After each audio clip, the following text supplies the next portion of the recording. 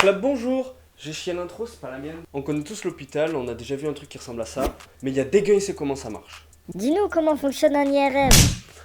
On dit une IRM pour imagerie par résonance magnétique. L'IRM existe depuis les années 70, ça ressemblait à ça. Oui bon, tu rentres dedans pour savoir si t'as un cancer, tu ressors, t'en as deux. Alors, on va regarder comment marche ce truc et pour ça, il va falloir pénétrer ton corps. Attends chef, elle est bizarre la...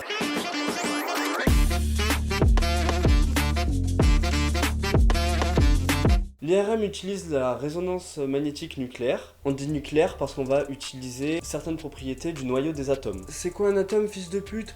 Oh bah alors, on n'a pas écouté au collège. Assis-toi, je vais t'expliquer. Quand on rentre dans ton corps, quand on rentre dans tes organes, quand on rentre dans tes cellules, il y a ce qu'on appelle des atomes. C'est le truc le plus petit qui compose la matière, pour simplifier. Même dans ça, il y a des putains d'atomes. Et plus précisément, on va utiliser les atomes d'hydrogène. L'hydrogène est un atome qui est présent dans l'eau, un atome d'oxygène et 2 atomes d'hydrogène, tu connais. On utilise ces atomes car on a de l'eau partout dans le corps et également pour une propriété que l'on verra plus tard. Elle est bien la vidéo. Elle est pas trop bien la vidéo. Notre atome d'hydrogène va donc se comporter comme un petit aimant. Pour en revenir à l'IRM, en gros, l'IRM c'est composé d'un énorme aimant supraconducteur qui est immergé dans de l'hélium liquide à 269 degrés, ce qui lui permet d'avoir aucune résistance électrique. Sur cet aimant, on va appliquer un fort courant électrique, ce qui va créer un champ magnétique. L'avantage principal de la supraconduction, c'est que ça va permettre d'atteindre des champs magnétiques ultra élevés. Pour illustrer tout ça, l'intensité d'un champ magnétique, ça se mesure en Tesla et en général, un aimant d'IRM, ça atteint 1,5 Tesla, ce qui correspond à 30 000 fois l'intensité du champ magnétique terrestre. Donc tu prends ton IRM, tu fous ton patient dedans et tous ces atomes d'hydrogène vont s'aligner en fonction du champ magnétique. On se rappelle, les atomes d'hydrogène se comportent comme des petits aimants. On va ensuite envoyer une onde électromagnétique qui sera de la même fréquence que la fréquence de rotation de nos atomes. Parce qu'en plus de s'aligner, les atomes tournent tous sur eux-mêmes à une certaine vitesse. C'est une propriété des atomes que l'on appelle le spin. Ce qui correspond à une fréquence comme les radios classiques qu'on écoute dans la voiture. Envolons de Marcel. On appelle ça onde RF communément pour radiofréquence. Cette onde va avoir pour effet de basculer tous nos atomes qui étaient comme ça de 90 degrés. Et en fait, dès l'arrêt de l'onde RF, les atomes qui étaient penchés de 90 degrés vont retourner à leur état initial selon un certain temps. Ce temps-là, il sera mesuré par la même antenne qui est posée sur le patient. On va pouvoir donc déterminer le contraste de la zone que l'on veut observer selon ce temps, qui est différent pour chaque tissu biologique, donc les muscles, les os, la graisse. On va aussi pouvoir calculer la densité des atomes, qui est le nombre d'atomes qui est contenu pour chaque tissu, qui est aussi différent pour chaque tissu. Mais hasard de dingue! Donc je résume, aimant, champ magnétique, onde RF qui va basculer les atomes de 90 degrés qui vont les faire remonter. Cette énergie-là va être captée par l'antenne posée sur le patient. Est-ce que vous avez des questions? Comment t'as fait pour avoir un plus gros nez que Maxime Biaggi? Maintenant, comment on sait où vont être localisés ces atomes-là que l'on capte? On va utiliser ce qu'on appelle des gradients, c'est-à-dire qu'on va rajouter des champs magnétiques en plus de celui de l'aimant sur les 3 positions, X, Y et Z, qui vont modifier localement la fréquence de rotation des atomes, ce qui va nous permettre de déterminer une localisation pour chaque atome. L'avantage principal de l'IRM, c'est que ça n'utilise pas de rayons ionisants, donc c'est très bien pour les nouveau-nés par exemple, comparé à un scanner ou une radio.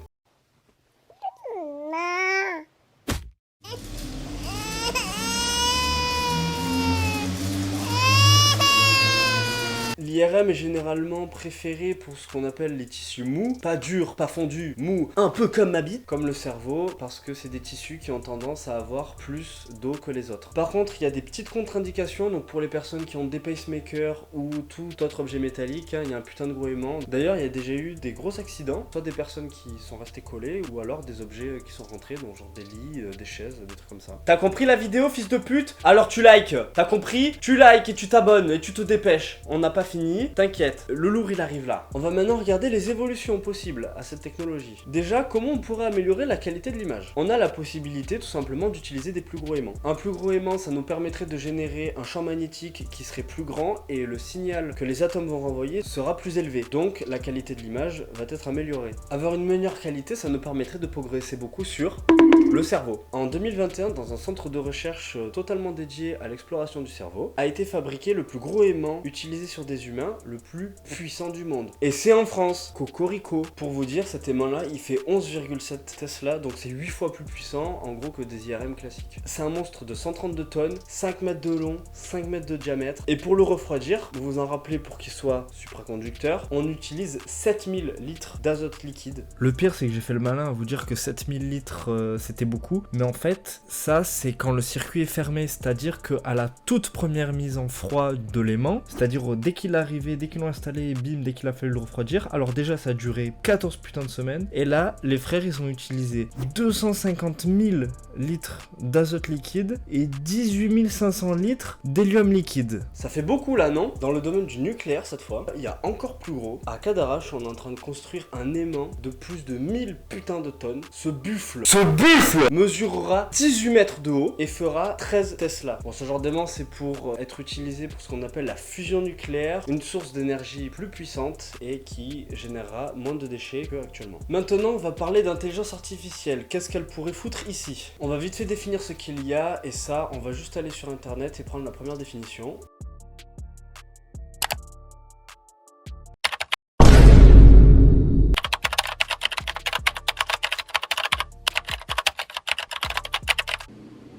Quoi?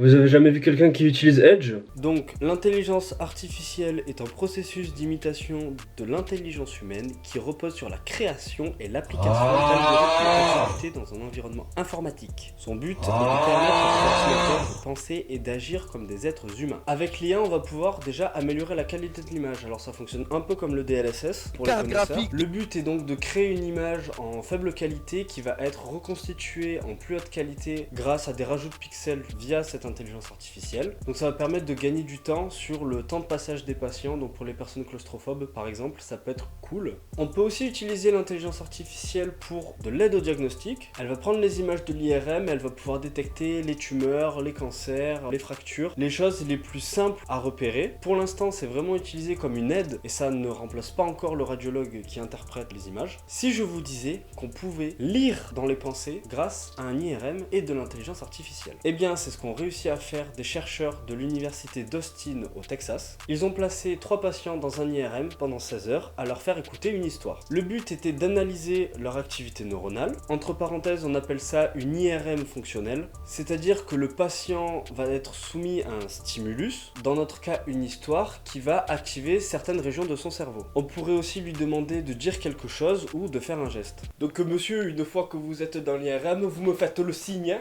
Faites-moi le signe là pour voir. C'est-à-dire que je suis plus Nagno en fait. Sylvie, sors-moi ce fils de pute. Ici, on est doré de platine.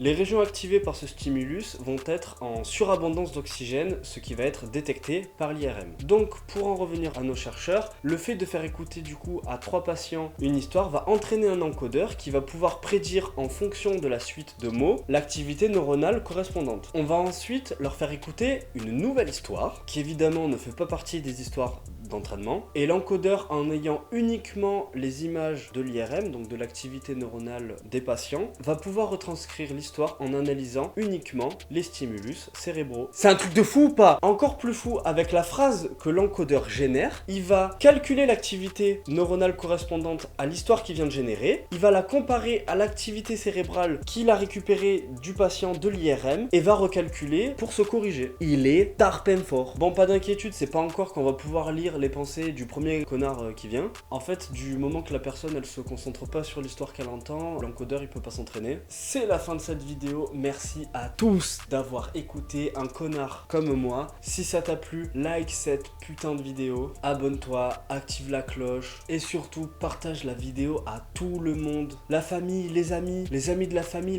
des amis, les amis des amis. Je suis Orelsan. Je live aussi pas mal sur Twitch, donc viens me voir, c'est dans la description. Viens fils de p. À bientôt pour une prochaine vidéo et d'ici là